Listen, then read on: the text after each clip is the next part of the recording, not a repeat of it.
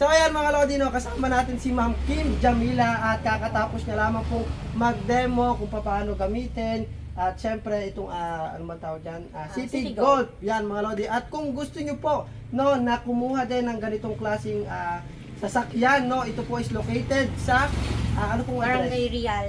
Okay. Calamba, Laguna po. Sa tapat po ng Walter Mart na nagsara po. Johnson Ayun. E-bike lang po. Ayun, Salamat Johnson po. E-bike. Kahanapin niyo lamang po si Ma'am Kim. At syempre mga Lodino, marami po kayong makukuhang discount dyan at mga freebies Yes mga po. Lodino. Dahil yan, nakakuha nga din akong freebies.